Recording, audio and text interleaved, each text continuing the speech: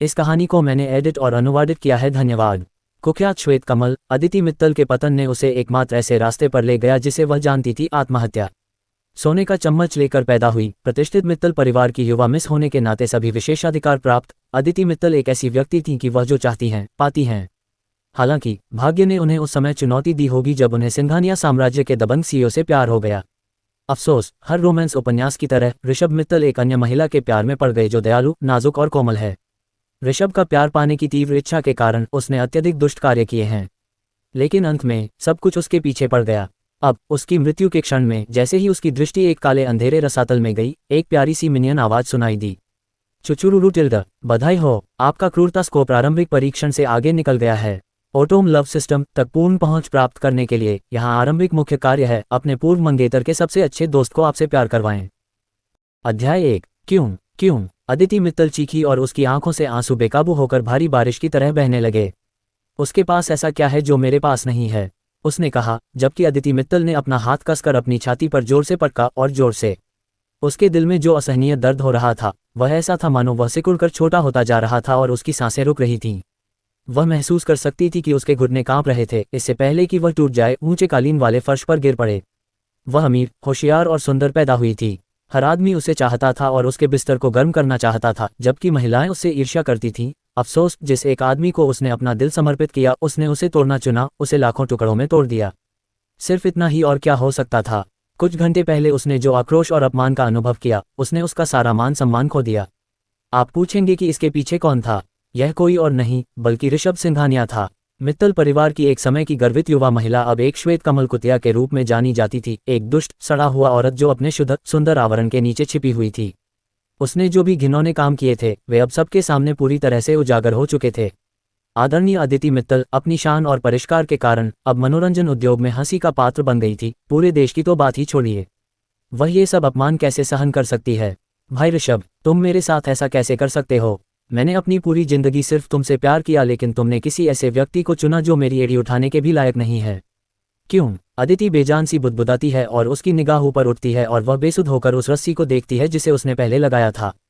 वास्तव में वह सिर्फ एक आदमी से प्यार करती थी, अपने बचपन के प्यार, ऋषभ सिंघानिया से।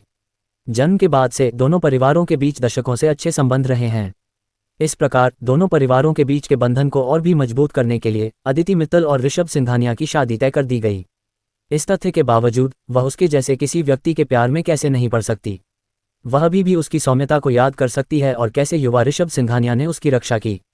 जब भी वह किसी बात को लेकर निराश होती थी तो उसकी सुकून भरी मुस्कान, उसके सिर पर उसका कोमल थपकी। एक युवा दिल के साथ भी अदिति ने एक खूबसूरत फूल बनने पर ऋषभ सिंघानिया से शादी करने की कसम खाई। सालों बाद अदिति ने अपने ज्ञान को व्यापक बनाने के लिए विदेश में अध्ययन किया, केवल अपने भावी पति के लिए उपयोगी होने के उद्देश्य से। हालांकि चाहे वह दूरी हो या उसकी अनुपस्थिति के वर्ष, जब वह वापस आए तब तक ऋषभ सिंघानिया वही लड़का नहीं रह गया था जो वह हुआ करता था। पहले अदिति को विश्वास था कि वह ऋषभ सिंघानिया को फिर से अपने प्यार में डाल सकती है। दुर्भाग्य से कोई पहले से ही उसके दिल पर हावी था। इसके अलावा वह जिससे प्यार करता था वह अदिति के चरित्र के बिल्कुल विपरीत था।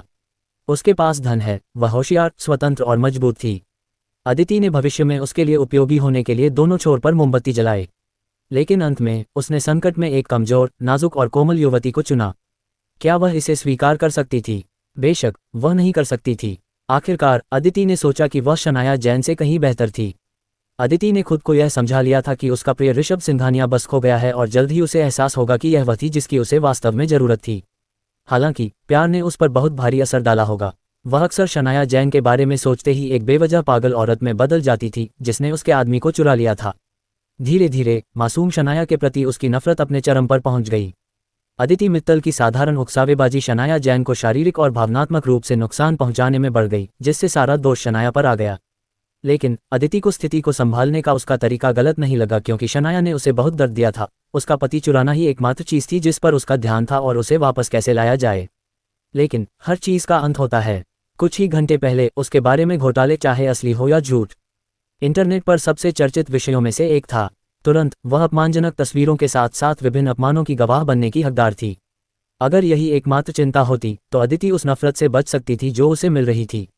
लेकिन ये जानते हुए कि उन घोटालों के पीछे कौन है और उसके परिवार की लंबे समय से स्थापित कंपनी विनाश के कगार पर है, वह खुद को कैसे माफ कर सकती है? उसके लिए अब कुछ भी नहीं बचा था। उस दिन सारी उम्मीदें खत्म हो गईं, क्योंकि उसने अपने जीवन को एक ज्वलंत ज्वालामुखी में राख में बदलते देखा। उसने बस इतना ही किया था कि ऋषभ सिंघानिया से प्यार किया था, लेकिन दिन के अंत में उसने उसे और उसके परिवार को मौत के कगार पर धकेल दिया। अब जब सब कुछ कह दिया गया और कर दिया गया, तो अदिति को अंततः समझ आ गया कि ऋषभ सिंघानिया वही आदमी नहीं है जिससे वह प्यार करती थी।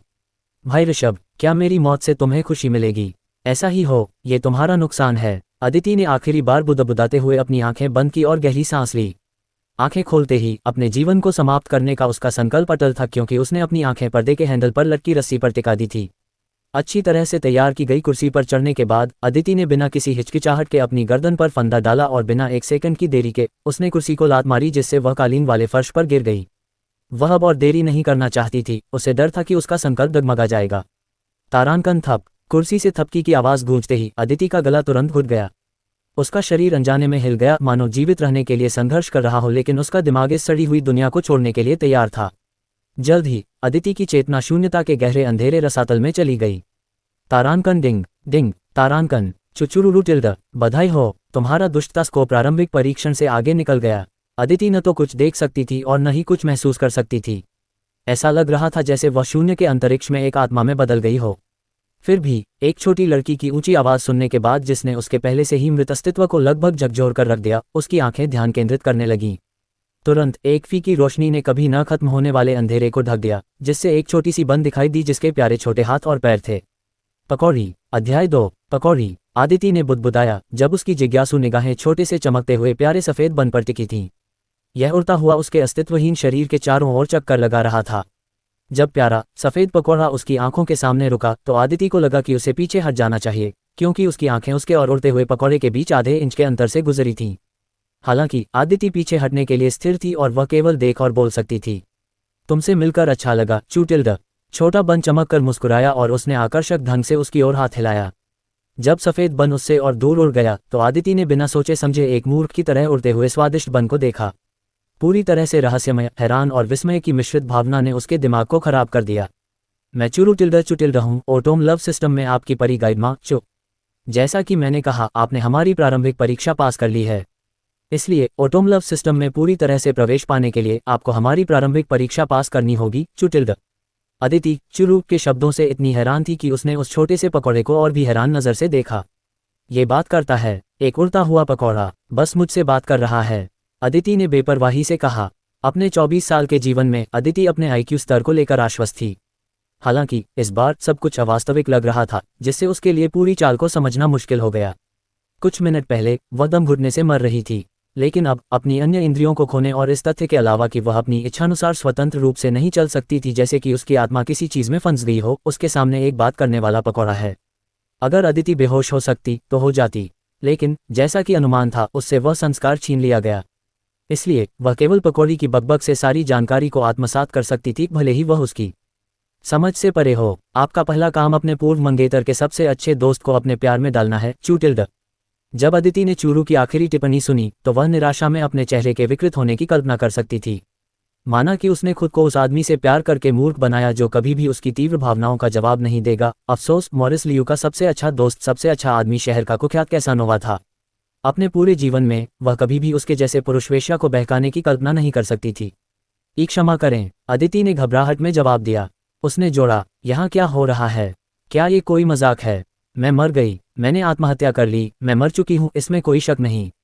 तुम किस बारे में बात कर रहे हो? और एक पकौड़ी कैसे बोल सकती है? हे भगवान, क्या मैंने अपना विवेक खो दिया और वास्तव में मरी नहीं? मैं तो पागल हूं ना? तुम असली नहीं हो, है ना? अदिति ने अपने मन में घूम रहे सभी सवालों को एक ही बार में कह दिया। आखिरकार ये समझ में नहीं आता, जरा भी नहीं। यह एक दीक्षा है, चूटिल्ड। नहीं, यह कोई मजाक नहीं बल्कि एक खेल है, चूटिल्ड। हाँ, तुमने आत्महत्या की है, लेकिन अभी पूरी तरह से नहीं मरे हो, चूटिल्ड। मैं तुम्हारे दूसरे जीवन के रास्ते के बारे में बात कर रही हूँ, चूटिल्ड। क्योंकि मैं एक प्यारी परी हूँ, और तुमने एक बात सही कही, तुम वाकई उन पागलपन भरी हरकतों को करके पागल हो, चूटिल्ड, लेकिन सच में नहीं, चूटिल्ड। मैं असली हूँ, चूटिल्ड। प्यारी और लात मारने वाली, चूटिल्ड। अदिति को निराशा में अपना सिर चीरने का मन हुआ, क्योंकि चूरू ने अपनी प्यारी ऊंची आवाज में अदिति द्वारा पूछे गए सवालों की श्रृंखला का सटीक और व्यवस्थित तरीके से जवाब दिया। हालांकि अदिति ईमानदारी से चूरू के शब्दों को दिल पर नहीं ले सकी, क्योंकि छोटे बन ने उसके सवालों का जवाब देते समय अलग अलग पोज बनाए। इसके विपरीत अदिति को घटनाओं के इस मोड़ से पागल होने जैसा महसूस हुआ। ठीक है, चलो इसे स्पष्ट करते हैं। तुम चाहते हो कि मैं ये बीमार खेल खेलूं क्योंकि अदिति ने आखिरकार अपना दिमाग खोलने की कोशिश की, क्योंकि अगर उसे अपनी पूरी स्थिति के बारे में जवाब भी नहीं मिला तो वह वाकई पागल हो सकती है। इस प्रकार एक काल्पनिक भारी आह भरने के बाद उसने पूछा, क्योंकि तुम दुष्ट हो चूटिल्ड। दुष्ट हो तो तुम्हें लगता है कि मैं भी एक अमानवीय व्यक्ति हूँ? अदिति ने थोड़ा चिढ़ते हुए कहा, नहीं चूटिल्ड, लेकिन चूंकि तुम यहाँ हो इसका मतलब है कि तुमने अपने जीवन में बहुत सारे बुरे काम किए हैं चूटिल्ड। चुरू ने समझाया, क्योंकि उसका निचला शरीर धीमी गति से बगल की ओर चला गया, एक अजीब सी हरकत करते हुए। ये देखकर अदिति के माथे की अदृश्य नस उसके सामने मौजूद प्यारे पकौड़े की ऊर्जा से प्रेरित थी। यहाँ ये कौन सी जगह है? ये जगह उन आत्माओं के लिए है जो नरक की ओर जा रही हैं चूटिल्ड।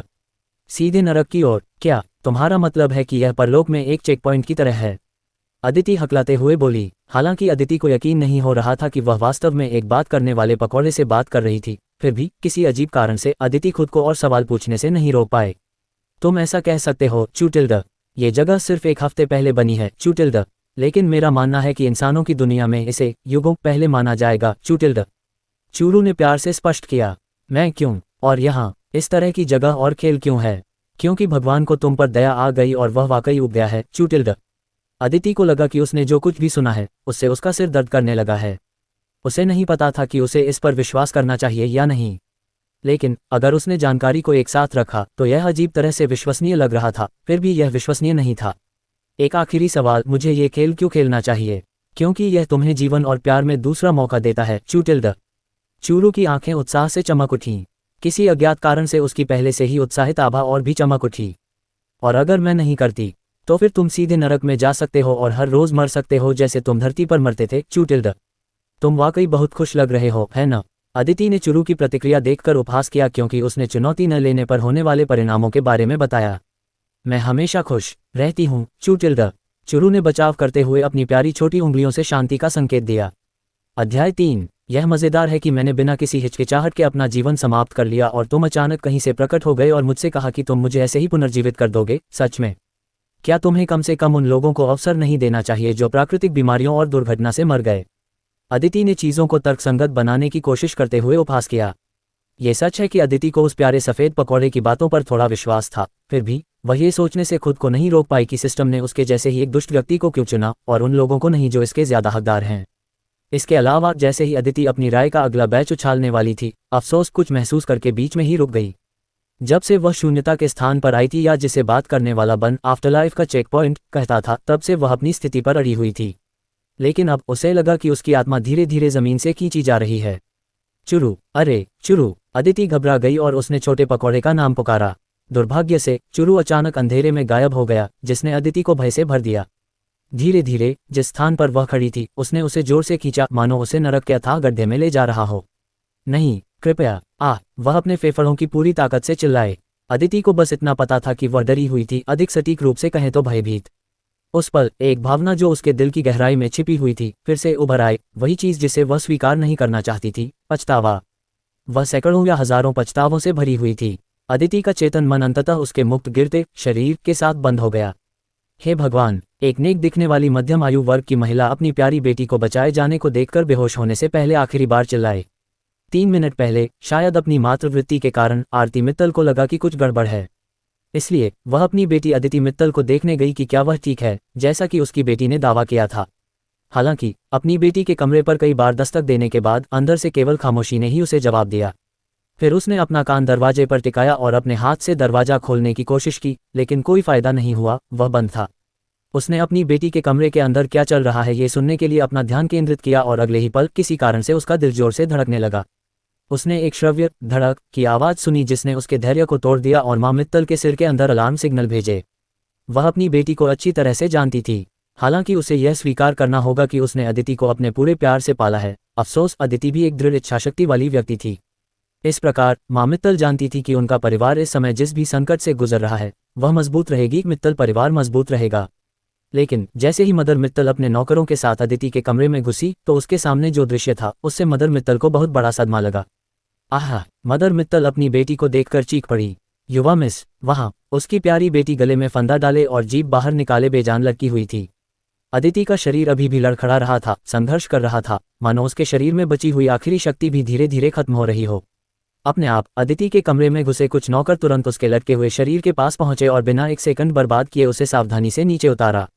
चूंकि मदर मित्तल लगातार चिल्ला रही थी, इसलिए पिता मित्तल जल्दी ही नजर आ गए। अचानक हुए इस हंगामे को देखकर पिता मित्तल अपनी बेटी के कमरे में पहुंचे। जैसे ही उन्होंने अंदर का दृश्य देखा, उनके चेहरे पर मुस्कान आ गई। उनकी पत्नी बेहोश हो गई और उनकी बेटी गले में फंदा डाले हुए लटकी हुई थी। ये सब हैरान करने वाला और परेशान करने वाला था। बिना किसी देरी के वह अदिति की ओर दौड़ा और अपने दांत पीसते हुए कहा, डॉक्टर शेन को तुरंत बुलाओ। अपने आदेश देने के बाद फादर मित्तल ने अदिति के कंधे को हल्के से हिलाकर उसे जगाने की कोशिश की। अदिति, बेबी, क्या तुम डैडी को सुन पा रही हो? फादर मित्तल की आवाज में हताशा और लाचारी का भाव झलक रहा था। अपनी बेटी से कोई प्रतिक्रिया न मिलने पर उनका पहले से ही थका हुआ चेहरा और भी उदास हो गया। फादर मित्तल ने उसकी लगभग बंद हो चुकी नब्ज जांची किसी चमत्कार की उम्मीद में। 1 सेकंड, 2 सेकंड, 3 सेकंड। हाँ, अदिति अचानक सांस लेने के लिए हौंफने लगी और लगातार खांसी आने लगी। उसका हाथ अनजाने में उसकी गर्दन को छू गया और वह और भी ज्यादा खांसने लगी। पिता मित्तल ने तुरंत अदिति के शरीर के ऊपरी हिस्से को झुकाया और उसकी पीठ को धीरे से थपथपाया ताकि वह और सांस ले सके। उसे नहीं पता था कि क्या करना है, लेकिन उसका शरीर सहज रूप से हिल रहा था। भगवान का शुक्र है, उसने राहत में बड़बड़ाया और अदिति की लगातार खांसी के साथ अदिति मुश्किल से एक हल्की रोशनी देख पा रही थी, क्योंकि वह और सांस लेने के लिए हौंफ रही थी और फिर सब कुछ फिर से काला हो गया। योजक चिन्ह, योजक चिन्ह, योजक चिन्ह, योजक चिन्ह, योजक चिन्ह। चूटिल्द, चूचुरुटिल्द। अदिति की भौहें उस समय फड़क उठी जब उसका दिमाग होश में आया। धीरे धीरे अपनी आंखें खोलते हुए अदिति की आंखें उसके और चूरू के बीच थोड़ी दूरी के कारण क्रॉस हो गईं। अभी प्यारी सी पकौड़ी उसके चेहरे की विशेषताओं का अच्छी तरह से निरीक्षण कर रही थी, जैसे कि वह उसके रोमछिद्रों की भी जांच कर रही हो। अदिति ने धीरे से अपनी आंखें फिर से बंद कर लीं और गहरी सांस लेते हुए उसने कर्कश आवाज में बड़बड़ाया, अगर मैं तुम होती तो मैं तुमसे दूरी बनाए रखती, वरना मैं तुम्हें खा जाती। जिंदा। चूरू तुरंत कमरे के कोने में भाग गई और उसके प्यारे छोटे चेहरे पर घृणा के भाव थे। जैसे ही अदिति ने फिर से अपनी आंखें खोलीं और अपनी नज़र दूसरी तरफ घुमाई, वह अपनी मां को हैरान भाव से देखकर तुरंत स्तब्ध रह गई। चूरू, अदिति ने मन ही मन चिल्लाया। चिचिचिटिल्ड। चूरू हंस पड़ी। ये बात अदिति के दिमाग में गूंज गई और गुस्से के कारण उसकी नसें लगभग फट गईं। अध्याय 4। अदिति, प्यारी, मां मित्तल ने धीरे से पुकारा और अपने कोमल हाथों को अपनी प्यारी बेटी की ओर बढ़ाया। तुम ऐसा क्यों करोगी? तुम ऐसा क्यों करोगी? आरती मित्तल का गला भर आया और उसने अपने आंसुओं को रोक लिया जो उसकी आंखों के कोने में गिरने को ललचा रहे थे। उसकी आवाज़ आत्मदोष और असहनीय दर्द से भरी हुई थी, क्योंकि उसकी सबसे प्यारी बेटी की संघर्षरत यादें उसके दिमाग में घूम रही थीं। अदिति का दिल सिकुड़ गया और धीरे धीरे पश्चाताप उसके दिल पर हावी होने लगा। माँ, मैं उसकी आवाज़ फट गई। उसने उस व्यक्ति को जो दिल का दर्द दिया उसके लिए माफ़ी मांगने की कोशिश की, जिसने उसे प्यार से पाला। शशिश, माँ समझ गई। माँ मित्तल ने उसे चुप कराया और उसके होठों पर एक सुकून भरी मुस्कान उभर आई। मुझे माफ़ कर दो, माफ़ कर दो। अदिति, जो शुरू में दिल से एक छोटी लड़की थी जब भी वह अपने माता पिता के सामने होती थी, फिर भी जो कुछ उसने सहा था उसके कारण वह गुप्त रहती थी। लेकिन अब अपनी माँ के सामने वह आखिरकार टूट गई, अपनी सारी सुरक्षा दीवारें गिरा दी और अपनी कमजोरी को उजागर किया। ऋषभ ने जो दर्द दिया वह हमेशा के लिए उसके दिल में अंकित हो गया।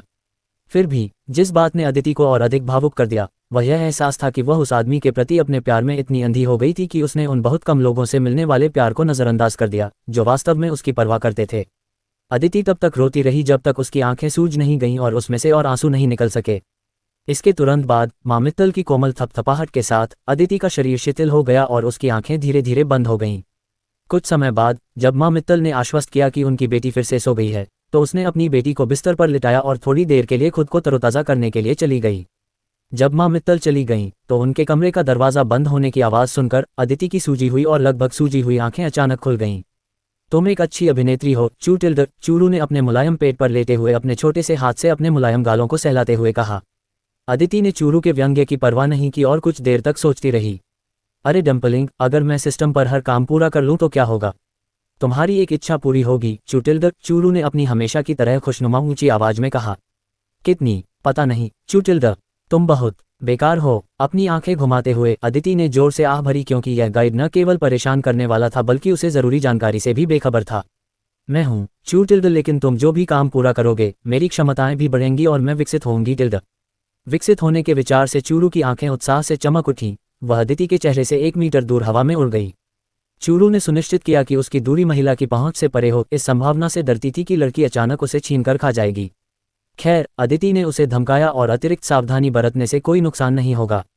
विकसित पकौड़ी से क्या? सियुबाओ, अदिति ने व्यंग्यात्मक ढंग से कहा। सियुबाओ, वह क्या है, चूटिल्ड? अदिति की भौहें तन गईं और उसकी आंखें अविश्वास में घूम गईं। उसे नहीं पता था कि चूरू चतुराई कर रहा था या बिल्कुल अज्ञानी। फिर भी ये केवल या तो चूरू उसकी चंचलता के साथ तालमेल बिठा लेगा या अदिति को अपने लिए धैर्य बनाए रखना सीखना होगा। किसी भी तरह उन्हें आज से साथ मिलकर चीज़ों को समझना था। जल्द ही अदिति को चक्कर आने लगा और उसका शरीर गहरी नींद में चला गया। दूसरी ओर चूरू ने अपनी नज़र अच्छी तरह से तैयार की गई छत पर स्थानांतरित करने से पहले अदिति को देखा। चूरू की निगाहें छत से परे, छत पर और आसमान तक फैली हुई लग रही थीं। एक सेकंड बाद चूरू ने सिर हिलाने से पहले मुस्कुराया। जरूर, चू योजक चिन्ह योजक चिन्ह योजक चिन्ह योजक चिन्ह योजक चिन्ह योजक चिन्ह। अदिति द्वारा अपनी जान लेने की कोशिश किए हुए 2 हफ्ते बीत चुके थे जो उसने सफलतापूर्वक किया था, लेकिन बीच में ही उसे रोक दिया गया था। वह ठीक हो रही थी और तब से घर पर ही थेरेपी ले रही थी। अपने फ़ोन के ब्राउज़र में स्क्रॉल करते हुए उसकी कुछ कथित तस्वीरें अभी भी शीर्ष खोज विषयों पर थीं। फिर भी उसके बारे में कुछ कठोर टिप्पणियां और निराधार लेख पढ़कर अदिति केवल निराशा में हंसी। कितना बेस्वाद, क्या ये सच नहीं है? चूरू करीब आया और अदिति के कंधे पर बैठ गया। उसने लेख में अदिति के कई अस्पष्ट रिश्तों के बारे में खुलासा देखा। बिल्कुल नहीं, ऋषभ के अलावा मैंने कभी किसी पुरुष के साथ खुद को नहीं जोड़ा। उई, अदिति ने तथ्यात्मक लहजे और घृणा भरे लहजे में कहा। उसने आगे कहा, बहुत सारे हैं, शायद मनोरंजन उद्योग में हर कोई असुरक्षित कुतिया है, इसलिए वे इस मौके को हाथ से जाने नहीं देंगे और आग में घी डालने का काम करेंगे। तुम उनमें से एक हो। चुटिल्ड। अदिति ने चूरू की असंवेदनशील टिप्पणी सुनकर उसे घूर कर देखा, जिससे उसकी नसें तन गईं। अफसोस, किसी कारण से अदिति ने खुद को शांत करते हुए जोर से आहें भरी। खैर, चूरू सही थी, वह भी उन असुरक्षित कुतिया में से एक थी, क्योंकि अगर मिया चेन के साथ ऐसा होता तो वह भी ऐसा ही करती। पीछे मुड़कर देखें तो अदिति मनोरंजन उद्योग में प्रवेश नहीं करना चाहती थी, लेकिन जब उसे पता चला कि मिया चेन एक छोटी सी अभिनेत्री है, अपना नाम मशहूर करने की कोशिश कर रही है, तो अदिति उस छोटी सी बात में भी उससे प्रतिस्पर्धा करना चाहती थी, मिया चेन को हर तरह से रौंदना चाहती थी। जो भी हो, बस एक और बड़ी खबर या घोटाला, हर कोई इसे भूल जाएगा। अदिति ने अपना फ़ोन डेस्क पर फेंक दिया और अपनी वैनिटी चेयर से उठकर पहली बार खुद ही अपने कमरे से बाहर निकल गई। चूरू, फिर से शुरुआती काम क्या है? अदिति ने मानसिक रूप से पूछा। हालांकि उसे यकीन नहीं था कि चूरू उसे सुन पाएगा या नहीं, फिर भी यह कोशिश करने लायक है। सिद्धार्थ सक्सेना को बहकाओ। चूटिल्ड। हैरानी की बात है कि चूरू का जवाब अदिति के सिर के अंदर गूंज गया, जिसने उसे थोड़ा चौंका दिया, क्योंकि छोटे पकौड़े की आवाज़ पूरी आवाज़ में थी। अध्याय 5। तो मैं अपने मन के भीतर तुमसे बात कर सकती हूँ? अदिति ने मन ही मन पूछा। हाँ, चूटिल्ड। दूसरी ओर चूरू ने बिना पलक झपकाए स्वीकार कर लिया। किसी कारण से अदिति ने उसे केवल एक त्वरित नज़र से देखा, लेकिन उसने कुछ नहीं कहा। हम कहाँ जा रहे हैं? चूटिल्ड। तुम्हारा कोई काम नहीं। अदिति के कदम तब तक नहीं रुके जब तक वह अपने पिता के अध्ययन के सामने नहीं पहुंच गई। गहरी सांस छोड़ते हुए उसने हल्के से दस्तक दी। कुछ दस्तकों के बाद उसने अपने पिता की सख्त और गरिमापूर्ण आवाज़ सुनी। अंदर आ जाओ। अदिति ने अपने पिता के शांत अध्ययन कक्ष में प्रवेश करने से पहले अपनी भौहें थोड़ी ऊपर उठाईं।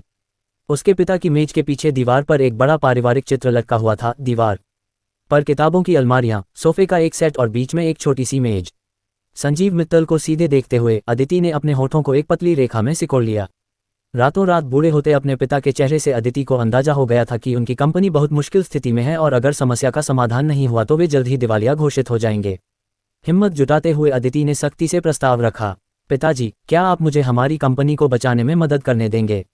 अपनी बेटी की बात सुनकर संजीव मित्तल थोड़ा झेप गए और उनकी आंखें चौड़ी हो गईं और वे उसकी गंभीर निगाहों को देखने लगे। एक पल के लिए पिता मित्तल को अपने कानों पर शक हुआ। हालांकि अदिति के हाव भाव ने पुष्टि की कि उन्होंने उसे सही सुना है। अदिति, मेरी बेटी, तुम्हें खुद पर दबाव डालने की जरूरत नहीं है, तुम ऐसा नहीं कर सकती। पिता मित्तल ने गहरी सांस ली। हालांकि उन्हें खुशी थी कि उनकी बेटी उनकी कंपनी को बचाने में उनकी मदद करना चाहती थी, लेकिन उसकी मौजूदा मानसिक स्थिति और हर कोई इस संकट के लिए उसे दोषी ठहरा रहा था, वे उस पर दबाव नहीं डालना चाहते थे। इसलिए इस बात के बावजूद कि उनकी बेटी एक सक्षम महिला थी, उन्हें डर था कि आत्महत्या के प्रयास के बाद दबाव उसे फिर से ऐसे विचार करने के लिए प्रेरित करेगा। मैं ठीक हूँ पिताजी, मुझे पता है कि यह मेरी गलती थी, मुझे इस गड़बड़ी को ठीक करने दो जो मैंने की है। इस बार अदिति की आंखों में उनकी कंपनी को बचाने का दृढ़ संकल्प था। इसके अलावा मैं यहाँ सारा दिन नहीं रह सकती, यह मुझे मार रहा है। पिता मित्तल ने हार मानने से पहले कुछ पल के लिए उसे देखा। दरअसल अदिति कभी अपने कमरे से बाहर नहीं निकली और यह उसका उनके पास जाने का पहला मौका था, इसलिए उन्हें निर्णय लेने में दुविधा हो रही थी। आखिरकार यह उनकी बेटी थी। एक आदमी का पीछा करने के लिए उसे मूर्ख बनाया जा सकता है, लेकिन संजीव मित्तल को हमेशा उसके निर्णय और दिमाग पर भरोसा था, इसलिए नहीं कि वह उनकी बेटी थी, बल्कि इसलिए कि अदिति ने प्यार में पागल होने से पहले कई बार खुद को साबित किया था। बस यही एक बार, लेकिन तुम्हें मुझसे वादा करना होगा कि तुम कभी भी अपनी जान लेने की कोशिश नहीं करोगी। अदिति अपने पिता की स्वीकृति पाकर खिलखिलाकर मुस्कुराए। जब उसने पिता की अंतिम टिप्पणी सुनी तो वह और भी अधिक हंसी। इसलिए उन्हें आश्वस्त करने के लिए कि उसे आत्महत्या वाले हिस्से पर पछतावा है, अदिति बिना कुछ कहे अपने पिता के पास गई और उनकी काली महंगी कुर्सी के पीछे से उनकी गर्दन को गले लगा लिया। मैं नहीं जाऊंगी, मैं कसम खाती हूँ। आह मूर्ख लड़की, तुम मेरी जान ले लोगी। पिता मित्तल ने बड़बड़ाते हुए उसकी पतली भुजाओं को थपथपाया जो उसकी गर्दन के चारों ओर लिपटी हुई थी। 2 सप्ताह पहले अपनी इकलौती बेटी के आत्महत्या के प्रयास से अभी भी दुखी। योजक चिन्ह योजक चिन्ह योजक चिन्ह योजक चिन्ह योजक चिन्ह। हम कहाँ जा रहे हैं चूटिल्ड? चुरू अचानक से यात्री सीट पर एक मशरूम की तरह उभर आया जो कहीं भी प्रकट हो जाता है। वर्तमान में अदिति बिना कुछ कहे अपनी लग्जरी कार को एक निश्चित गंतव्य की ओर चला रही थी और जब चुरू ने अचानक उसकी शांति भंग की तो उसने लगभग ब्रेक लगा दिया। टस्क, क्या तुम ऐसा नहीं कर सकते? चू अपना सिर एक तरफ झुकाते हुए चुरू को अदिति की असंतुष्टि के बारे में कुछ भी पता नहीं था क्योंकि वह अभी आई थी और उसने कुछ भी गलत नहीं किया था, या वह जो मानती थी। बस हवा में से प्रकट होकर मुझे आश्चर्यचकित मत करो। अपना सिर बगल की तरफ हिलाते हुए अदिति को आगे की यात्री सीट पर इस पकौड़े को चुटकी में लेने की इच्छा हुई क्योंकि वह हमेशा ऐसे बोलती थी जैसे उसे कुछ भी पता न हो। चुके तो तुम कहाँ जा रहे हो टिल्ड? समझ में सिर हिलाते हुए चुरू ने पहले पूछे गए अपने सवाल को दोहराया। मैं अपनी कंपनी को बचाने की कोशिश कर रही हूँ, जाहिर है। मैं गरीब और दुखी नहीं रहना चाहती, अदिति के हमेशा व्यंग्यात्मक लहजे ने जवाब दिया। कैसे? मैं उत्साहित हूँ चूटिल्ड। चुरू और भी खुश हो गई और उसने अपने दोनों छोटे हाथों को हवा में ऊपर उठाया और उन्हें बगल की तरफ हिलाया जैसे कि वह रोलर कोस्टर की सवारी कर रही हो। अदिति ने अपनी आंखें घुमाई और अपना सिर थोड़ा हिलाया। डिम्पलिंग, क्या तुम्हारा हाव भाव कभी बदलता है? खुश होने के अलावा, हाइपर होने के अलावा, बस इतना ही? अफसोस, अदिति के शब्द चुरू में हवा की तरह ही गुजरे क्योंकि वह अपनी छोटी सी दुनिया में थी। नाचते हुए डिम्पलिंग को देखते हुए अद्भुत और शाबाश अदिति कहते हुए अदिति ने चुरू की अनावश्यक जयकारों को अनदेखा करने का फैसला किया। योजक चिन्ह योजक चिन्ह योजक चिन्ह योजक चिन्ह योजक चिन्ह। अदिति मित्तल को अपनी मंजिल तक पहुंचने में ज्यादा समय नहीं लगा।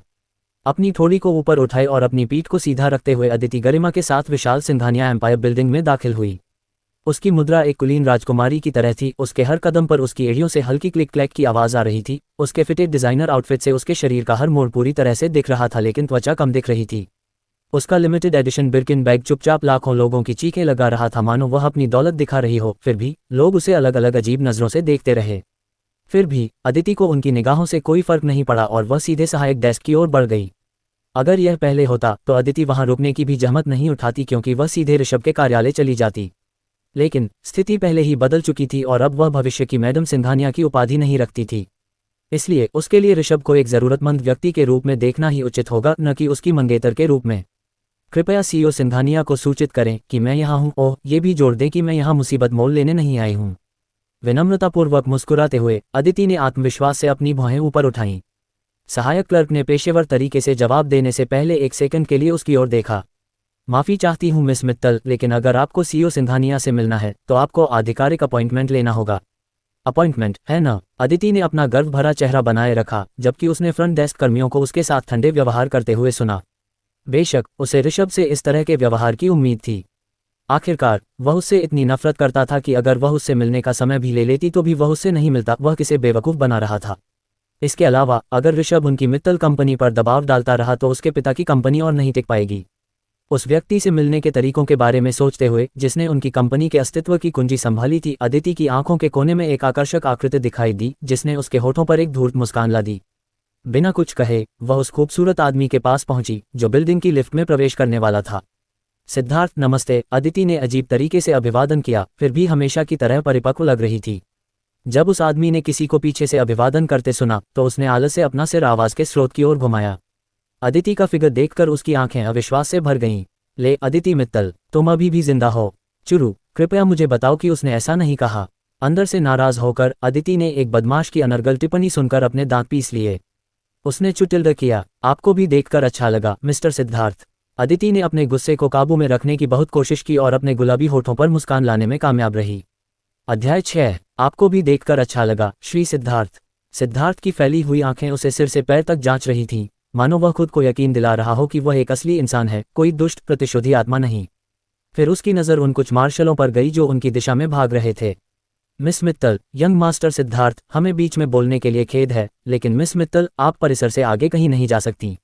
एक मजबूत कदकाठी वाले गार्ड ने अपने अनुशासित तरीके से अदिति मित्तल को शालीनता से सूचित किया। लेकिन अदिति वहीं खड़ी रही, बिना हिले डुले अपने पीछे खड़े लोगों की तरफ एक नज़र भी नहीं डाली।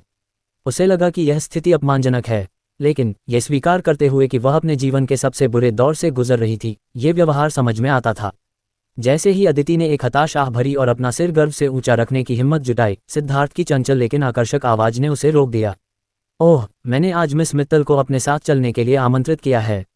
अपनी हमेशा की आकर्षक मुस्कान के साथ शांत भाव रखते हुए, जिस पर ज्यादातर महिलाएं फिदा हो जाती हैं, सिद्धार्थ ने अपनी निगाहें गार्ड से हटाकर अदिति मित्तल पर घुमाई। फिर उसने अपनी भौहें ऊपर उठाई, उसे एक जानकार नजर से देखा। माफी चाहता हूँ, युवा मास्टर सिद्धार्थ। हेड मार्शल ने झुककर अपनी ईमानदारी से माफी और सम्मान दिखाया। चूंकि सिद्धार्थ सक्सेना कॉर्पोरेशन के वारिस थे और सिंघानिया एम्पायर के सीईओ के साथ उनके गहरे संबंध थे, इसलिए वे सिर्फ आपत्ति नहीं कर सकते थे और उनके व्यवसाय में हस्तक्षेप नहीं कर सकते थे। आखिरकार उनके जैसे सामाजिक लोगों को समझना मुश्किल होता है और अगर कोई उन्हें नाराज करता है तो इससे उनकी नौकरी जा सकती है। अंतिम बार सम्मान देने के बाद मार्शल, जो पहले उन्हें भगा रहा था, बिना एक और शब्द कहे चला गया। बेशक, चाहे वह प्राचीन काल से हो या आज से, लोग किसी व्यक्ति की बात मानते थे यदि वह महान पद और धनवान होता था। ठीक है, धन्यवाद युवा मास्टर सिद्धार्थ। अदिति ने शिष्टाचार के नाते सिद्धार्थ को अजीब तरीके से धन्यवाद दिया। इसका जिक्र मत करो, तुम भाई ऋषभ से मिलना चाहती हो, है ना? तो चलो। सिद्धार्थ ने उसे पहले लिफ्ट में चढ़ने का इशारा किया और फिर उत्साह से मुस्कुराया, जैसे कि वह किसी शानदार शो की उम्मीद कर रहा हो। उसके संदिग्ध इरादे के बावजूद अदिति ने सहमति में सिर हिलाया और सिद्धार्थ के पीछे लिफ्ट में प्रवेश किया। लिफ्ट के अंदर अदिति ने धैर्यपूर्वक लिफ्ट के एक निश्चित मंजिल पर पहुंचने का इंतजार किया जहां ऋषभ का कार्यालय है। दूसरी ओर सिद्धार्थ अपने हाथ में एक फोन लिए आराम से दीवार से टिका हुआ था। बीच बीच में उसकी पीठ पर नजर डालते हुए सिद्धार्थ को आश्चर्य हुआ कि अफवाहों के विपरीत ऋषभ साम्राज्य की उन्मादी पागल मंगेतर, वह अफवाह उसके सामने जो कुछ भी था उससे बहुत अलग थी। क्या तुमने नहीं सोचा? मैंने सोचा, मेरा मतलब है, मैं लगभग दम घुटने से मर गई थी, लेकिन ऐसा नहीं हुआ। अदिति ने अपने पीछे खड़े आदमी की ओर सिर घुमाए बिना उसके वाक्य को बीच में ही काट दिया, क्योंकि उसे अंदाजा हो गया था कि उसका सवाल कहाँ जा रहा था। इस मामले में उसकी ईमानदारी को स्वीकार करते हुए धीरे धीरे अपना सिर हिलाते हुए सिद्धार्थ ने अपने होंठ सिकोड़े, क्योंकि उसने उससे बातचीत शुरू करने की जहमत नहीं उठाई।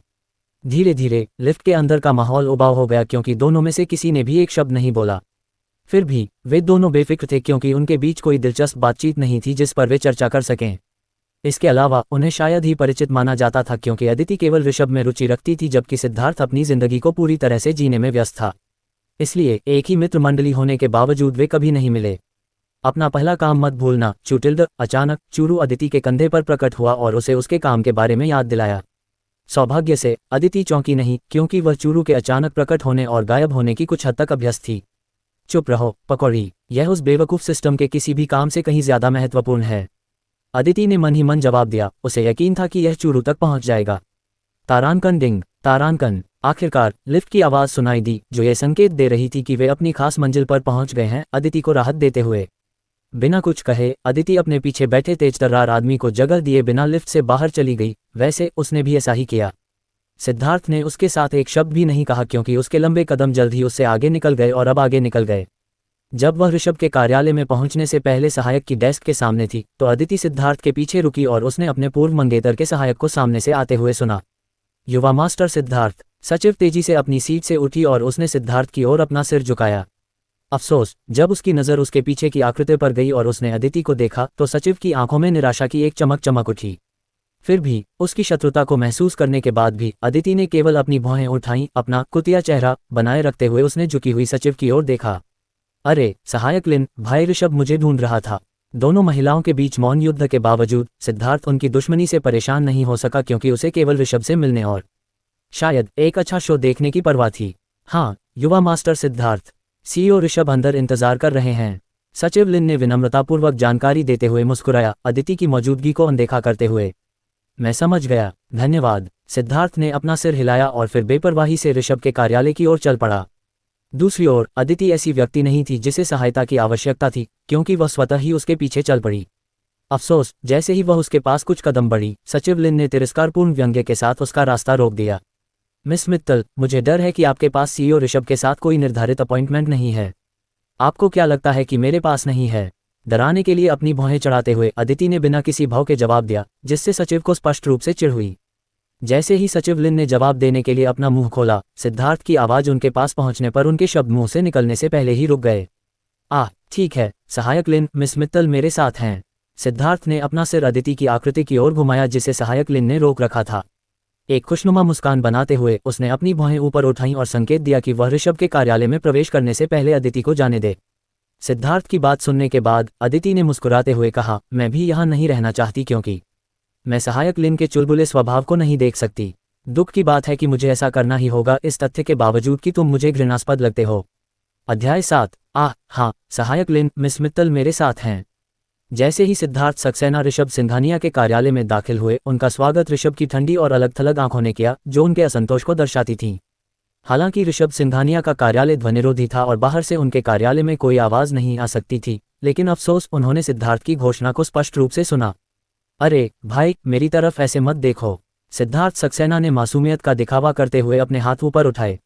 ऋषभ सिंघानिया द्वारा पैदा की जा रही बर्फबारी को अनदेखा करने का नाटक करते हुए उन्होंने ऋषभ के कार्यालय के अंदर एक सोफे पर बैठ गए। जल्द ही दरवाजा एक बार फिर चुपचाप खुला, जिसमें अदिति मित्तल की सुंदर और गर्वित सुंदरता दिखाई दी। हालांकि ऋषभ सिंघानिया उसके खूबसूरत चेहरे से बेपरवाह था क्योंकि वह उसे घृणा से देख रहा था। दूसरी ओर अदिति उस आदमी की जानी पहचानी ठंडी निगाहों से घबरा गई जिसे वह सबसे ज्यादा प्यार करती थी। हालांकि उसे यह स्वीकार करना होगा कि ऋषभ सिंघानिया का सामना करने और उससे ये दिल दहला देने वाली ठंडक महसूस करने से उसे अभी भी दर्द हो रहा था। फिर भी अदिति ने वहां पहुंचने से पहले और उसके सामने आने से पहले कसम खाई थी। अदिति ने अपना संयम नहीं खोने का संकल्प लिया और एक परिपक्व वयस्क की तरह उसका सामना करेगी। सिद्धार्थ सक्सेना, जो अदिति और ऋषभ दोनों के एक दूसरे को बिना कुछ कहे घूरने के दौरान खामोश तनाव को सूंघ रहा था, उसे काफी मनोरंजन मिला, जिसके कारण उसने एक श्रव्य सीटी बजाई। बाहर कुछ समय बाद ऋषभ सिंघानिया की ठंडी आवाज अदिति के कानों में गड़गड़ाहट की तरह गूंजी और उसने हमेशा की तरह उसे दूर भगा दिया। इस एक शब्द ने ही उसके हाथ को मुट्ठी में कस लिया, अपने मैनिक्योर किए हुए नाखूनों को अपनी हथेलियों में गड़ा दिया। सब ठीक है चुरू, जो चुपचाप अदिति के कंधे पर बैठा था, ने उसे सांत्वना दी क्योंकि उसके हाव भाव थोड़े बदल गए थे। ऐसा लग रहा था जैसे चुरू उस पीड़ादायक दर्द और बोझ को महसूस कर सकता था जो अदिति अपने प्रिय के सामने महसूस कर रही थी। चाहे वह चुरू का उसे नैतिक समर्थन देने की कोशिश करने का विचार हो या दिवालियेपन के कगार पर अपने परिवार को बचाने का अदिति का दृढ़ संकल्प, वह अपना सिर ऊंचा रखने और अपने दांत पीसने में कामयाब रही, अपनी उग्र भावनाओं को काबू में रखते हुए। मैं नहीं करूंगी, तुम उसे यहाँ क्यों लाए हो? ऋषभ सिंघानिया ने सिद्धार्थ सक्सेना पर एक त्वरित बर्फीली नजर डाली, जिसके चेहरे पर एक जटिल मुस्कान थी जो उसके अपने प्रिय मित्र को परेशान करने के उसके बुरे इरादे को प्रकट करती थी। फिर भी भले ही उसके हाव भाव ने उसे उजागर कर दिया हो, सिद्धार्थ सक्सेना ने हमेशा की तरह मासूमियत का दिखावा किया। भाई ऋषभ, अगर तुम मुझे फिर से नहीं देखना चाहते तो कृपया मेरे परिवार को जाने दो और हमारी कंपनी पर दबाव डालना बंद करो। अदिति ने बीच में ही टोकते हुए कहा। वह अभी भी वहीं खड़ी थी। उसे गर्व महसूस करने के लिए बहुत प्रयास करना पड़ा, हालांकि ऋषभ सिंघानिया के दृढ़ चेहरे को देखकर उसका दिल दुख रहा था। उसकी बोल्ड और अभिमानी बात सुनकर ऋषभ सिंघानिया ने अपनी भावहीन निगाहें फिर से उसकी ओर घुमाईं। कमरे का तापमान तुरंत गिर गया, जैसे कि उसके कार्यालय के अंदर अचानक सर्दी आ गई हो। दूसरी ओर सिद्धार्थ सक्सेना को अपनी रीढ़ की हड्डी में एक ठंडी सी चुभन महसूस हुई। फिर भी यह अनुमान लगाना कि आगे क्या होगा उसे रोमांचित कर रहा था। हे भगवान, मुझे लगता है कि मैं तीसरा विश्व युद्ध देखने वाला हूँ। सिद्धार्थ सक्सेना ने उत्साह से मन ही मन बुदबुदाया। मिस मित्तल, अगर मैं नहीं देखना चाहता तो मुझे ऐसा करने की जरूरत नहीं है। ऋषभ सिंघानिया की हमेशा की तरह ठंडी आवाज अदिति के दिल में खंजर की तरह चुभ रही थी। मैं नहीं कर सकती, अभी भी दर्द हो रहा है। अदिति ने अपने दांत पीसते हुए अपनी आंखों के किनारों पर आंसू रोके जो भूरे रंग के हो गए थे। उसे लगा कि वह बिना टूटे उसका सामना करने के लिए तैयार है, लेकिन वह पूरी तरह से गलत थी। चाहे उसने खुद को कितना भी तैयार कर लिया हो, उसके एक शब्द ने उसके पहले से ही टूटे हुए दिल का एक और टुकड़ा खो दिया। तुम कमीने हो चूरू, तुमसे नफरत करता है अपना आपा खोते हुए चूरू ने अपने प्यारे छोटे पैरों को हवा में उछाला और अपनी बहुत छोटी उंगली को ऑफिस की कुर्सी पर बैठे आइसमैन की ओर इशारा किया। उस व्याकुलता के साथ अदिति ने चूरू के अब गुस्से के कारण लाल हो चुके चेहरे पर नजर डाली, जिसने उसे अपने निचले होंठ को जोर से काटने पर मजबूर कर दिया। अपनी तरफ भाप से भरे पकौड़े को देखकर हंसने की इच्छा को रोकने की कोशिश करते हुए किसी तरह अदिति, जो रोने की कगार पर थी और जानती थी कि जैसे ही वह अपना मुंह खोलेगी उसकी आवाज टूट जाएगी और वह टूट सकती है। अगर ऐसा होता है तो वह न केवल खुद को शर्मिंदा करेगी, ये जानते हुए कि ऋषभ सिंघानिया कभी उस पर दया नहीं करेगा, बल्कि खुद से की गई अपनी कसम भी तोड़ देगी। सांस अंदर खींचकर और उसे बाहर छोड़ते हुए अदिति ने अपने तनावग्रस्त कंधों को ढीला किया, क्योंकि उसकी मुट्ठी ढीली हो गई थी। उसकी तीखी अखरोट जैसी भूरी आंखों की जोड़ी ने ऋषभ सिंघानिया की खतरनाक काली आंखों को घूरा। उसकी लंबी कलकी हुई पलकें उसकी पलकों के साथ फड़फड़ा रही थीं, क्योंकि उसने मुंह में लार निगल ली थी। बिना कुछ कहे अदिति ने धीरे धीरे अपने घुटनों को मोड़ा, जब तक कि वह चमकदार टाइल वाले फर्श पर नहीं आ गई। उसका अभिमान कम हो गया। कृपया, मैं आपसे विनती करती हूँ। एक पल के लिए ऋषभ सिंघानिया और सिद्धार्थ सक्सेना दोनों उसके अचानक किए गए कदम से चौंक गए। ऐसा लग रहा था जैसे उनकी अपनी आंखें उसे घुटनों पर देखकर धोखा दे रही थीं। अदिति मित्तल अपने घुटनों पर। भला कौन नहीं चाहेगा। आखिरकार अदिति एक घमंडी व्यक्ति के रूप में जानी जाती थी और अंत तक पीछे नहीं हटती थी। कोई भी उन्हें दोष नहीं दे सकता था, खासकर ऋषभ सिंघानिया को, क्योंकि 3 सप्ताह पहले उनके द्वारा कहे गए धमकी भरे शब्द अब उनके द्वारा कहे जा रहे शब्दों के बिल्कुल विपरीत थे। 2-4 बार पलकें झपकाते हुए सिद्धार्थ सक्सेना ने निराश होकर भौहें सिकोड़ी। चूंकि वे महीनों से दूर थे और जीवन का आनंद ले रहे थे, इसलिए सिद्धार्थ सक्सेना को पिछले हफ्तों में अदिति द्वारा किए गए उक्त नाटक को देखने का मौका नहीं मिला। इसलिए उनका एक हिस्सा खुद देखना चाहता था कि कैसे अदिति ने ऋषभ सिंघानिया को अपना आपा खोने पर मजबूर कर दिया, यहाँ तक कि अदिति की प्रतिष्ठा और मित्तल परिवार को पूरी तरह से बर्बाद करने का आदेश दे दिया। यही कारण है कि उन्होंने उसे अपने पीछे आने दिया। फिर भी सिद्धार्थ सक्सेना का एक हिस्सा अदिति की हिम्मत से थोड़ा प्रभावित था, जिसने वास्तव में उसे चौंका दिया। तो वह इतनी भोली नहीं है कि वे जो कहते हैं उसे समझे। उसने मन ही मन सोचा। तारांकन टिंग जोड़ 0.1 आकर्षण अंक। तारांकन। अचानक अदिति के दिमाग में एक नोटिफाइड नंबर जो उसने पहले कभी नहीं देखा था अचानक कहीं से निकल आया, जिससे वह भ्रमित हो गई। वाह बढ़िया काम चुटिल्ड। ऐसा लगता है कि आपने मिस्टर शुरुआती काम को प्रभावित किया है चुटिल्ड। अध्याय 8। अनजाने में अदिति ने सिद्धार्थ सक्सेना की ओर देखा, जिसके होंठ थोड़े ऊपर की ओर मुड़े हुए थे। उसे उस 0.1 आकर्षण बिंदु से सम्मानित महसूस नहीं हुआ, बल्कि वह घृणा से भर गई। सिद्धार्थ सक्सेना के प्लेबॉय स्वभाव को जानते हुए अदिति को यह सोचकर ही डर लगता था कि वह उसे पसंद करने लगा है। आखिरकार भले ही वह बेशर्मी से खुद को ऋषभ सिंघानिया के सामने समर्पित कर दे, लेकिन अदिति ऐसा केवल अपने पूर्व मंगेतर के साथ ही करेगी। जब उसकी नज़र सिद्धार्थ सक्सेना से मिली तो अदिति ने तुरंत अपनी नज़रें उससे हटा ली, भयभीत होकर कि कहीं उसे गलत विचार न आ जाए।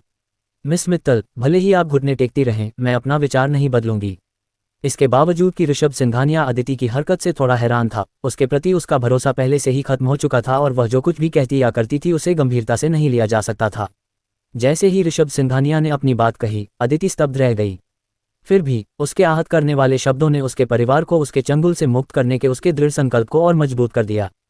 फिर भी अपने घुटनों पर अदिति ने अपना सिर थोड़ा नीचे झुकाया और बड़बड़ाया, एलटेक। हालांकि उसने अपने शब्द फुसफुसाए, ऋषभ सिंघानिया उसे सुन पा रहे थे, जोर से और स्पष्ट रूप से। अपनी भौहें सिकोड़ते हुए उसने अदिति को सख्ती से देखा, लेकिन एक शब्द भी नहीं बोला। एलटेक इनोवेटिव फाइनेंसिंग कंपनी। अगर मैं श्री तेजा के साथ एक मीटिंग की व्यवस्था कर सकूं, तो क्या ये पर्याप्त होगा? अदिति ने धीरे से अपना सिर उठाया और दृढ़ निश्चय से भरी आंखों से ऋषभ सिंघानिया को देखा। सौभाग्य से आत्महत्या से पहले अदिति ने ऋषभ सिंघानिया की अपने एक व्यापारिक साझेदार से इस खास कंपनी के बारे में बातचीत सुनी, जिससे उसकी दिलचस्पी बढ़ गई, क्योंकि ऋषभ सिंघानिया उक्त कंपनी के साथ अच्छे संबंध बनाने की कोशिश कर रहे थे। ये देखते हुए कि सिंघानिया साम्राज्य एक स्थापित कंपनी है और हान कॉरपोरेशन के बाद अग्रणी कबीले में से एक है, अफसोस कि ऋषभ सिंघानिया के पक्ष में एक और अंतर्राष्ट्रीय कंपनी होने से सिंघानिया साम्राज्य और भी मजबूत हो जाएगा और हान परिवार के बराबर हो जाएगा। ऋषभ सिंघानिया ने संदेह से अपनी आंखें मूंद ली, क्योंकि वह हैरान था कि अदिति को एलटेक फाइनेंसिंग कंपनी में उसकी रुचि के बारे में कैसे पता चला। आखिरकार कुछ भरोसेमंद लोगों के अलावा ऋषभ सिंघानिया ने इस मामले के बारे में किसी से कुछ भी नहीं बताया था, तो उसे इस बारे में कैसे पता चला? फिर भी दूसरी ओर मनोरंजन उद्योग में प्रवेश करने से पहले अदिति का पहला करियर व्यवसायिक क्षेत्र में था। इसलिए अगर मित्तल परिवार भी उक्त कंपनी के साथ अच्छे संबंध रखना चाहता है, तो इसमें कोई आश्चर्य की बात नहीं होगी। मुझे इसके लिए आपकी ज़रूरत नहीं है। फिर भी ऋषभ सिंघानिया अपने फैसले पर अड़े रहे। सीईओ सिंघानिया, क्या आपने मुझे अपना दोस्त भी नहीं माना? थोड़ा सा भी। चूंकि ऋषभ सिंघानिया ने अपना अंतिम फैसला कर लिया था, इसलिए अदिति अपने भीतर के सवाल पूछने से खुद को रोक नहीं पाए। ऋषभ सिंघानिया, उसकी चुप्पी को इस बात की पुष्टि के रूप में लेते हुए कि उसके मन में उसके लिए कभी भावनाएं नहीं थीं, उसके होठों पर एक कड़वी मुस्कान उभर आई। मैं समझ गया। सीईओ सिंघानिया, आपको परेशान करने के लिए मुझे खेद है। ये कहते हुए अदिति ने अपने पैरों पर वापस खड़े होने के लिए खुद को सहारा दिया। घुटनों में सुन्न दर्द के कारण वह थोड़ा लड़खड़ा गई, लगभग अपना संतुलन खो बैठी। सौभाग्य से उससे दूर भागने की उसकी इच्छा ने उसके कमजोर घुटनों पर काबू पा लिया, जिससे वह खुद को थोड़ा और संभाल पाए। अदिति ने विनम्रतापूर्वक अपना सिर कार्यकारी कुर्सी पर बैठे ठंडे आदमी की ओर झुकाया। फिर उसने बगल में बैठे सिद्धार्थ सक्सेना की ओर भी वही विनम्रता दिखाए। मैं सीईओ सिंघानिया के साथ आपकी मीटिंग में बाधा डालने के लिए माफी चाहती हूँ श्री सिद्धार्थ। मैं विदा लेती हूँ। अपनी बात कहने के बाद अदिति बिना कुछ कहे ही दमघोंटू ऑफिस से चली गई। उसे डर था कि अगर वह एक सेकंड और रुकी तो उसका दम घुट सकता है। तारांकन तारांकन तारांकन तारांकन तारांकन। अदिति मित्तल के मिनिमलिस्ट डिजाइन वाले ऑफिस से बाहर जाने के बाद पूरे कमरे में एक क्षण के लिए सन्नाटा छा गया। ठीक है, वह उतनी बुरी नहीं है जितना दूसरे कहते हैं। सिद्धार्थ ने अपने हमेशा की तरह मजाकिया लहजे में असहज माहौल को तोड़ा। वह एक अच्छी अभिनेत्री है। ऋषभ सिंघानिया ने उसे एक ठंडी नज़र से देखा और अपने तनावग्रस्त कंधे को आराम दिया और अपनी पीठ कार्यकारी काले चमड़े की कुर्सी पर टिका दी।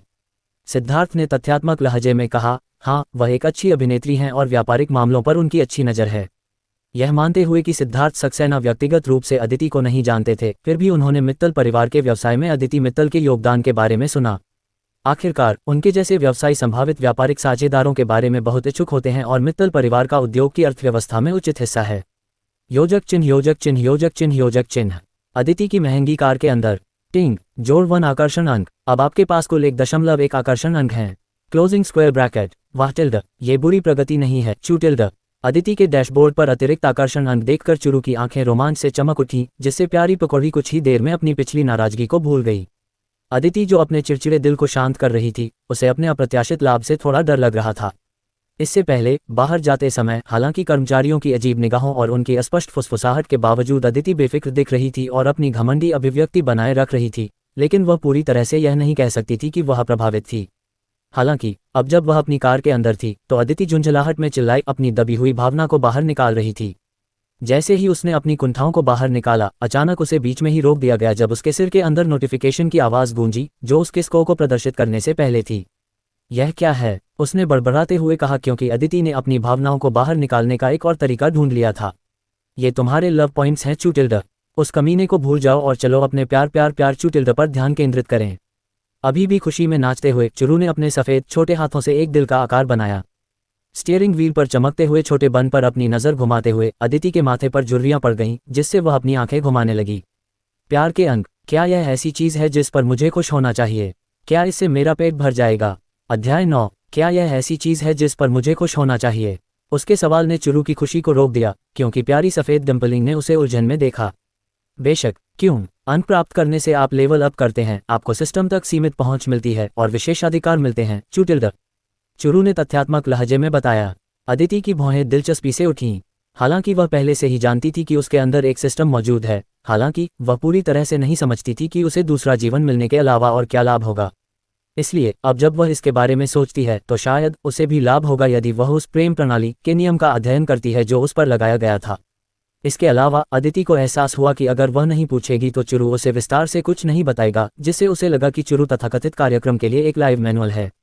इसलिए अदिति ने अपने अनुमान की पुष्टि करने के लिए चुरू से फिर से सवाल किया, तुमने इसका उल्लेख क्यों नहीं किया पहले? तुमने नहीं पूछा चूटिल्ड। जब उसने चूरू का उत्तर सुना तो उसने चूरू के उद्देश्य और सिस्टम के साथ उसके अस्तित्व के बारे में अदिति के निष्कर्ष की कुछ हद तक पुष्टि की। क्या विशेषाधिकार? मैं अभी नहीं बता सकती चूटिल्ड।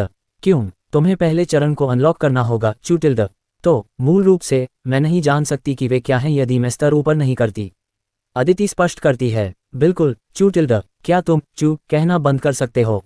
हर वाक्य में लगातार चू शब्द सुनने से परेशान होकर चूरू ने कहा, मैं अभी नहीं कर सकती चूटिल्ड। अभी के लिए? क्या इसका मतलब है कि भविष्य में तुम्हारे पास उस कष्टप्रद शब्द को कहना बंद करने का मौका है? हाँ चू, अगर मैं विकसित हो जाऊं चूटिल्ड।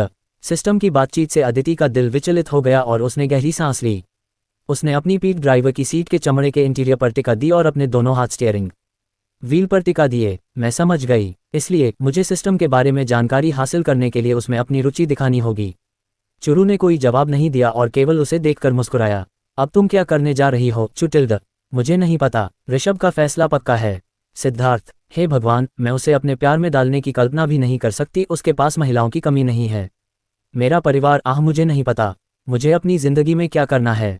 जैसे ही अदिति ने अपनी चिंता जाहिर की, उसने अपना सिर नीचे झुका लिया जब तक कि वह स्टीयरिंग व्हील तक नहीं पहुंच गया जहां उसका हाथ टिका हुआ था। समय बीतता गया और अदिति ने एक भी मांसपेशी नहीं हिलाई। चूंकि उसने पहले ही फोन करके श्री तनाका से मिलने का समय तय कर लिया था, इसलिए अफसोस की उस व्यवस्था को बनाने में हफ्ते या महीने लग जाएंगे। आखिर वह व्यक्ति बहुत व्यस्त है और बिना उचित व्यवस्था के उससे मिल नहीं सकता। अदिति की रुचि अपने भीतर की व्यवस्था में है, लेकिन उसकी सर्वोच्च प्राथमिकता अपनी मरती हुई कंपनी को बचाना है जो उसे मृतप्राय कर रही है। काफी सोच विचार के बाद खिड़की पर हल्की दस्तक ने परेशान अदिति को चौंका दिया। उसने अपनी निगाह बाहर खड़े व्यक्ति की ओर घुमाई। अफसोस, अदिति की आंखें सदमे में फैल गईं। अपने होश संभालते हुए अदिति ने कार की खिड़की नीचे करते हुए अपना रुख सीधा किया। अरे मिस अदिति। सिद्धार्थ ने अपना सिर नीचे झुकाया और अदिति के पोकर चेहरे को देखा, जबकि उसका हाथ सेडान की छत के पैनल पर रखा हुआ था।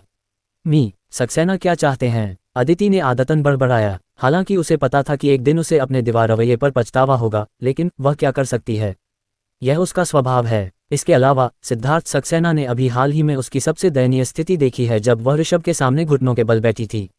इसलिए अप्रभावित होने का नाटक करना उसका बचाव तंत्र है। तुम, सिद्धार्थ ने अपनी मोहक मुस्कान पर बिना किसी बदलाव के सहजता से उत्तर दिया। उसने आगे कहा, मेरे साथ डिनर करना चाहते हो? अदिति ने घृणा से अपने आप अपनी खिड़की बंद कर ली। ये देखते हुए कि सिद्धार्थ सक्सेना निस्संदेह सुंदर थे, अफसोस उनकी प्रेमिका में उनकी प्रतिष्ठा भयानक है। उसे पता है सिद्धार्थ सक्सेना ने देश की हर महिला या लगभग सभी को चखा होगा। ये तुम्हारे लिए अधिक अन्न पाने का मौका है चूटिल्ड। चुरू ने अपना सिर झुकाया जो उसके शरीर के साथ सीधा था और भ्रम में था। चुरू के शब्दों को सुनकर अदिति को याद आया कि उसे अभी भी सिद्धार्थ सक्सेना की जरूरत है। Shut up! तुरंत अपने कदम पीछे खींचते हुए अदिति ने सख्ती से अपनी खिड़की नीचे की और भ्रमित सिद्धार्थ से बोली, खाना बढ़िया होना चाहिए। उसे अस्वीकार करने के बाद उसकी सहमति सुनकर सिद्धार्थ सक्सेना ने उसके बदलते मन पर अपनी हंसी दबा दी। हालांकि अदिति अभी भी अपना उच्च और शक्तिशाली दिखावा कर रही थी, लेकिन अफसोस जब वह अपने अचानक मन परिवर्तन से अप्रभावित होने का नाटक करती है तो वह बहुत प्यारी लगती है। अध्याय 10। एक ऐसे रेस्तरां के सामने घूरते हुए जहां वह पहले कभी नहीं गई थी, अदिति की भौहें संदेह से भर गईं। उसे उम्मीद थी कि सिद्धार्थ उसे किसी आलीशान जगह ले जाएगा। अफसोस जिस रेस्तरां में वे थे वह बहुत ही साधारण था और उसे भद्दा माना जा सकता है। यहाँ सचमुच अदिति के रवैये को जानते हुए वह उस जगह के बारे में अपनी नाराजगी दिखाने में संकोच नहीं करेगी। आखिरकार वह विलासिता के बीच पली बड़ी थी, चाहे वह कपड़े हों, सामान हो और यहाँ तक कि वह जो व्यंजन खाती है उसे शीर्ष शेफ द्वारा तैयार किया जाना चाहिए, एक सच्चे सपने को जीना। इसलिए उसका इस तरह से प्रतिक्रिया करना समझ में आता था। हाँ, क्या तुमने नहीं कहा था कि तुम्हें अच्छा खाना पसंद है? सिद्धार्थ ने अपने होठों पर एक बड़ी मुस्कान के साथ कहा और अपने छोटे छोटे दांत दिखाए। उसने कहा, चलो चलते हैं। योजक चिन्ह योजक चिन्ह योजक चिन्ह योजक चिन्ह योजक चिन्ह। अदिति सावधानी से पूरे छोटे से रेस्तरां की जांच करती है, डरती है कि कोई उसे पहचान न ले। हालांकि उसने अपना गौरवपूर्ण और सुरुचिपूर्ण रूप बनाए रखा, लेकिन अफसोस वह पूरे परिसर के आसपास के माहौल से स्पष्ट रूप से चकित थी। ये छोटा था, फिर भी ये बहुत भीड़भाड़ वाला नहीं लगा, इसके बावजूद कि उसके और सिद्धार्थ के लिए पर्याप्त सीटें थीं। चलो बैठो, चिंता मत करो, कोई तुम्हें पहचान नहीं पाएगा और खाना शानदार है, सिद्धार्थ ने उसकी मुख्य चिंता का अनुमान लगाते हुए आश्वस्त किया। आखिरकार अदिति एक जानी मानी हस्ती है और अगर वह उसे किसी शानदार रेस्तरां में भी ले जाता है तो भी उसे सामाजिक लोगों द्वारा पहचाना जाएगा, जो कि सिद्धार्थ नहीं चाहता है। अदिति ने अपनी भौहों को थोड़ा ऊपर उठाया और फिर बिना कुछ कहे सिद्धार्थ सक्सेना के सामने बैठ गई। फिर उसने अपना हाथ उठाया और एक जानी पहचानी नूडल डिश चिल्लाई, जैसे कि सिद्धार्थ नियमित रूप से यहाँ आता हो और पहले से कहीं ज्यादा बेफिक्र हो। सक्सेना, मुझे नहीं पता था कि आपको इस तरह की जगहें पसंद हैं। हमें पसंद हैं, ऋषभ सहित, सिद्धार्थ ने ईमानदारी से मुस्कुराते हुए जवाब दिया। ऋषभ का नाम सुनते ही अदिति को बुरा लग सकता है, फिर भी किसी कारण से वह चुप रही और बिना सोचे समझे टेबल पर रखे पानी के गिलास को देखती रही। उसका एक हिस्सा थक गया था और वास्तव में तंग आ गया था। उसने पहले ही ऋषभ के लिए अपना प्यार दिखाने के लिए सब कुछ किया, लेकिन उसने कभी इसे नहीं देखा और न ही इसकी सराहना की। भगवान जाने कि क्या वह उसे थोड़ा भी महत्व देता है। इसलिए भले ही सिद्धार्थ स्पष्ट रूप से असंवेदनशील था, लेकिन अदिति के लिए वह शायद भविष्य में उसे धन्यवाद दे, क्योंकि जितना अधिक उसे एहसास होगा कि ऋषभ उससे कभी प्यार नहीं करेगा, उतनी ही जल्दी वह उसे जाने देगी। जल्द ही अदिति अपनी अचेत अवस्था से बाहर आई जब एक बूढ़ी महिला ने नूडल्स का गर्म कटोरा परोसा। वह शायद 60 के दशक की शुरुआत में थी और उसके चेहरे पर एक सौम्य और स्वागत करने वाली मुस्कान थी। तुम दोनों एक साथ अच्छे लगते हो, बूढ़ी दादी ने सिद्धार्थ से मजाक में कहा। हे दादी वीना, तुम मुझे जानती हो, मेरा मानक बहुत ऊंचा है। सिद्धार्थ सक्सेना उस बूढ़ी महिला की ओर आंख मारता है जिसे वह ग्रैनी वीना कहता है। ग्रैनी वीना फिर खुशी से सिर हिलाती है जैसे कि वह किसी बात से वाकई खुश हो। जब ग्रैनी वीना चली गई तो अदिति ने सिद्धार्थ सक्सेना की ओर अपनी भौहें उठाईं जैसे कि उसे अपने शब्द वापस लेने का इशारा कर रही हो। अफसोस सिद्धार्थ सक्सेना बेशर्मी से अनजान होने का दिखावा करते हुए जोर देकर कहता है, चलो खाते हैं, चलो खाते हैं। यार, मुझे भूख लगी है। फिर वह बिना किसी रोक टोक के अपना नूडल खा जाता है। अदिति उसे कुछ देर तक देखती रही और फिर अपनी नज़र नूडल्स के कटोरे पर ले गई जिसमें से हल्की गर्म भाप निकल रही थी। उसने खाने को तिरस्कार से नहीं देखा, बल्कि वह उत्सुक थी। बेशक अदिति नूडल्स खाती है, लेकिन तभी जब वह शीर्ष शेफ द्वारा बनाया गया हो। इसलिए वह हिचकिचा रही थी कि कहीं ये डिश उसे जहर तो नहीं देगी या उसके स्वाद की भावना को बर्बाद तो नहीं कर देगी। अरे बस खाओ, ठीक है, ये शहर का सबसे बढ़िया डैन नूडल है, मेरा विश्वास करो। सिद्धार्थ ने अपना सिर थोड़ा ऊपर उठाया, ये देखकर कि अदिति अनिच्छा से नूडल को देख रही थी। अदिति ने जल्दी से उसकी ओर देखा और फिर धीरे से सिरेमिक वाइट डक स्पून की ओर हाथ बढ़ाया। फिर उसने थोड़ा सा सूप लिया और फिर उसे अपने मुंह के सामने रखा, फिर एक घूंट लेने से पहले हल्की सी गर्मी को बाहर निकाला। उसे आश्चर्य हुआ कि उस नूडल सूप का स्वाद वाकई अच्छा था। हालांकि इसकी तुलना उसके जीवन में अब तक खाए गए व्यंजनों से नहीं की जा सकती, लेकिन अफसोस, इसने उसे जो एहसास दिया वह गर्मजोशी थी, मानो उसे कसकर गले लगा रही हो। एक ऐसा व्यंजन जो प्यार और अतिरिक्त देखभाल के साथ बनाया गया हो, यह उसके दिल को छू गया। यह अच्छा है न? सिद्धार्थ उसके चेहरे पर अवर्णनीय भाव देखकर संतुष्टि में मुस्कुराया। फिर भी उसे जो बात स्पष्ट थी वह ये थी कि उसे ये सब पसंद आया। यह अच्छा है। अदिति ने दूसरा सूप लेने से पहले थोड़ा सिर हिलाया और उचित शिष्टाचार के साथ उसे बड़े ही सुरुचिपूर्ण ढंग से घूंट भरकर पिया।